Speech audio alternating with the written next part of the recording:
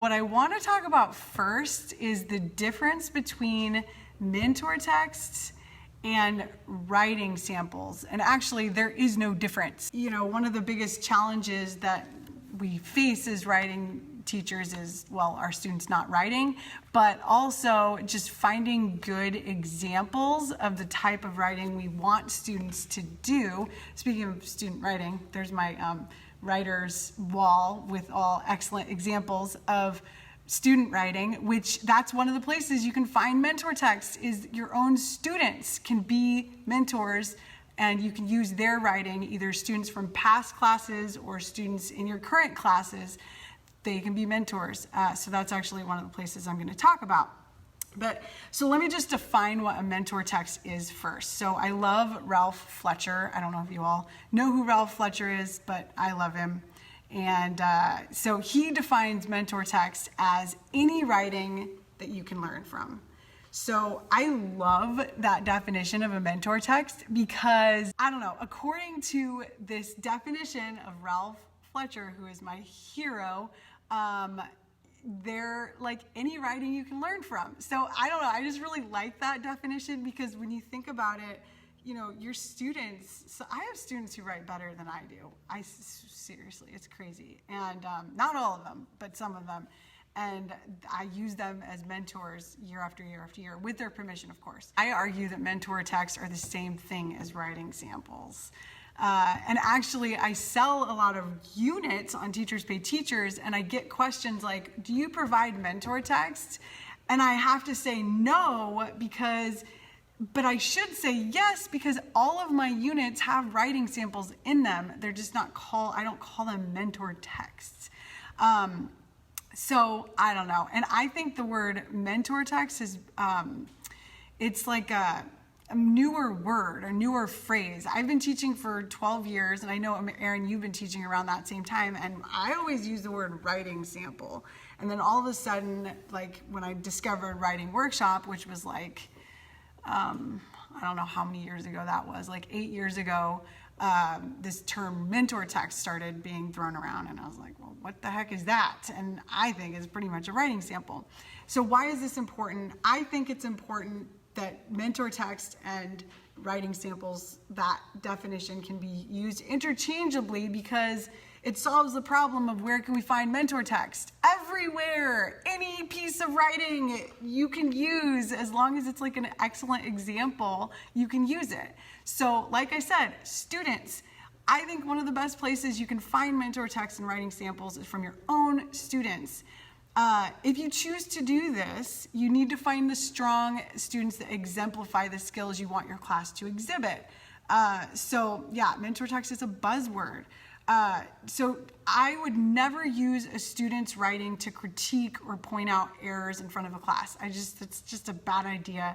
You want your class to be a peaceful, calm, like place where we're all supporting each other in a way that's not like super critical in front of everyone.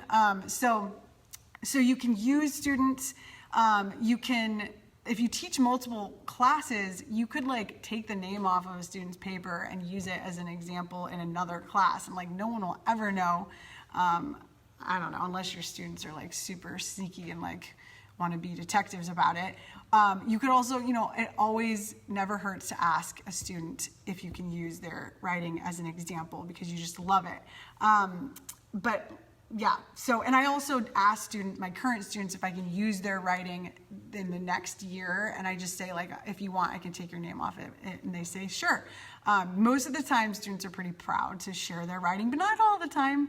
Sometimes they're embarrassed, especially if you teach middle school like me. They don't want to be like good at writing. They want to be the cool kid. Okay, so here's another place you can find mentor texts.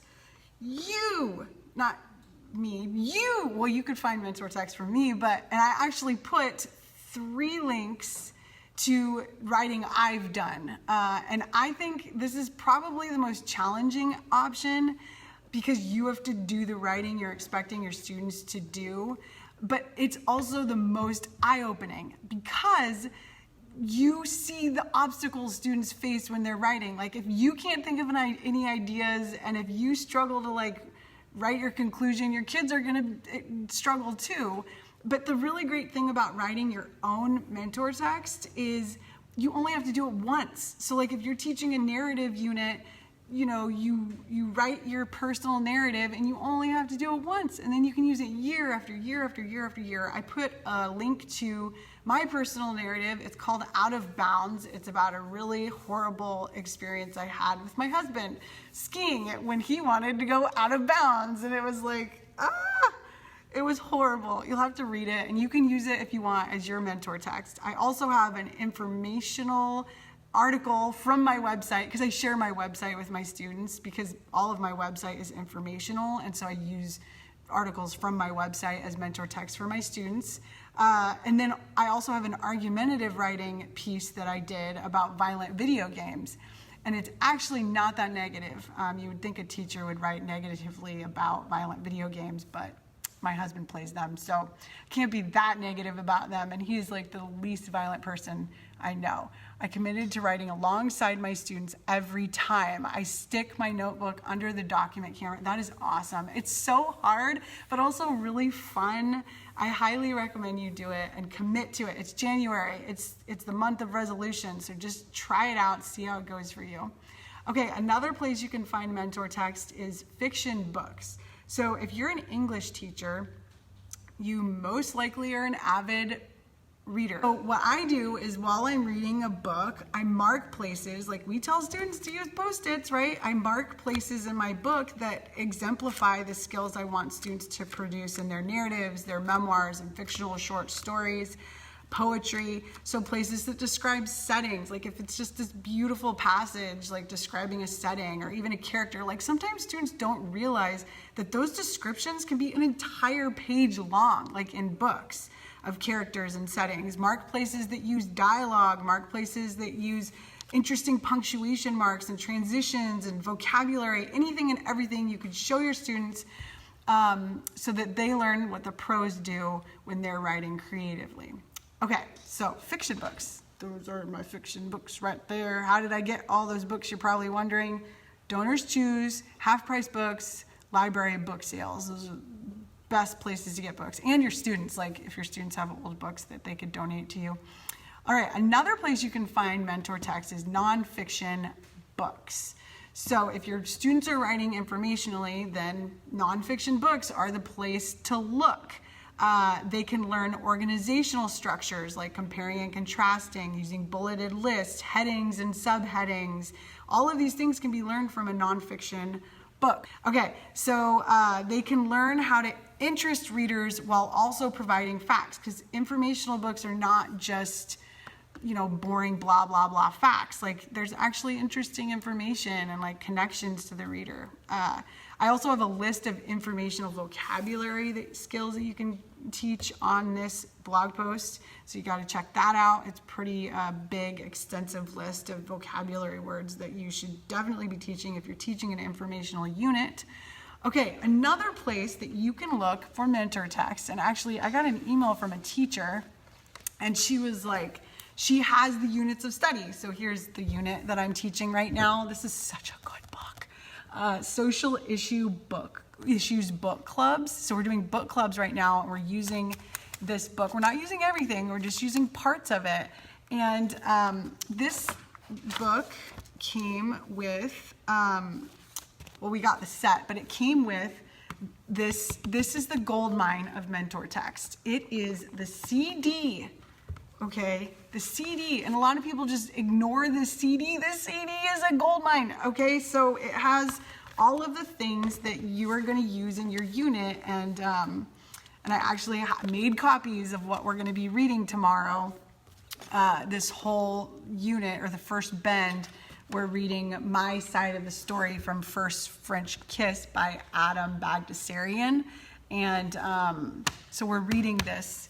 And this is actually not a mentor text. This is like a story that we're going to be reading. I'm kind of going off of my script right now, but the whole unit analyzes this story and teaches students how to analyze their book club books. So, and I should talk about kind of how I use mentor text. Actually, there's a link at the end of this, this article that is called How to Use Mentor Text. So when you're teaching a writing unit, you know, you want to have like one main mentor text that you're using.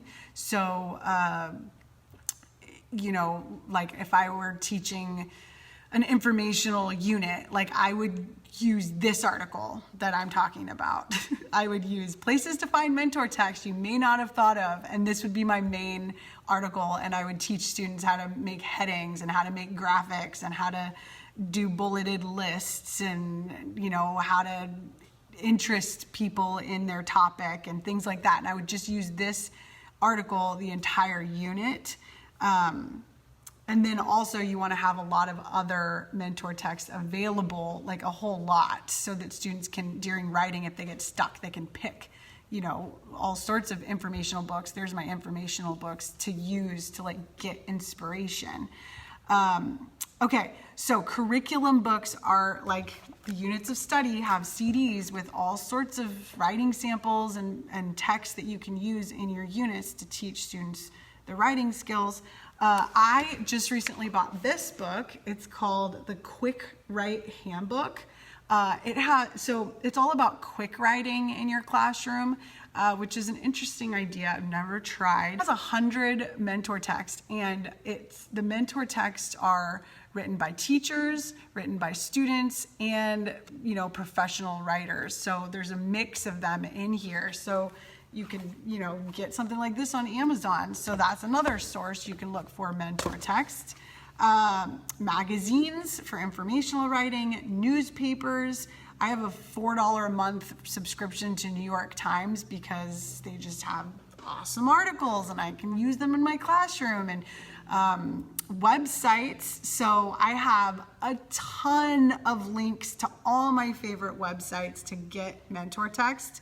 One of them is called The Best Places Online to Find Mentor Text, and then Middle School Mentor Text. And so you can click those links. So online, it's kind of hard to find mentor text and it takes some time, but I did the work for you. So you can just click the links and I have a list of all these online resources to find mentor text. So podcasts.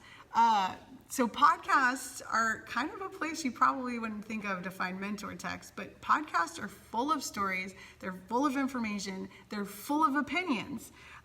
They're a wonderful way to find engaging places, and as English teachers, we are responsible for teaching our students, you know, those listening skills, and like, isn't that what we always complain that they don't have, the listening skills? So I have a link, I have 2 links. One of them is 21 best podcasts for kids. It has so many good podcasts that you can show your kids. And then another one is storytelling podcasts. So a bunch of storytelling podcasts. But how would you use a podcast as a mentor text? So first, listen to an episode of a show that sounds intriguing to you and that you think your students might enjoy. Listen with pen and paper close by. Write down some writing skills you think students could learn from the podcast, such as building tension, description, humor, transition, or organization. How is the podcast organized? The key is to listen like a writing teacher. You'll find all sorts of writing skill gems if you're listening for them. Okay, I know I'm so addicted to podcasts. That's why I started my own, because I was like, you know what? Like, I love it. I'm going to do it. Another place you can find mentor text, and this is really awesome because the transcripts are available, very easily available. TED Talks. TED Talks are transcribed. So I have 3 TED Talks you should show your students, and they're informational. So if you're teaching information writing, you should use these as mentor text. So one of them is How to Start a Movement. So funny and awesome ideas. Try something new for 30 days. And the best gift I ever survived. Those 3 TED Talks are awesome. So you can use the TED Talks as mentor text by showing the video, then printing the transcript. And the transcript is easily found, like right under the TED Talk video, you'll see 3 links. So one says details, one says transcript, the other says comments. So if you click transcript, you'll be directed to a full clickable transcript of the TED Talk. All you have to do is highlight the text, and I just highlight it and put it in Google Doc, copy and paste it into Google Doc, and then you can print it for your students to read and analyze. Pretty cool stuff. So in this live Facebook Thursday video, which I'm coming on next Thursday, so be ready. I don't know if you all want to keep talking mentor text. I could say so much about mentor text. If you want to change the topic, I'll probably make a new poll. I think the second most popular topic was mini lessons. But let's just recap kind of what I talked about. So first of all, I believe that mentor text and writing samples are one and the same. I do. I don't know. You could disagree with me, but that's what I believe. And the second thing is there are many obvious places you can find mentor texts / writing samples, like all of the places that I just listed just now. Okay, so I hope you all got something from this. If you did, feel free to share it with other people.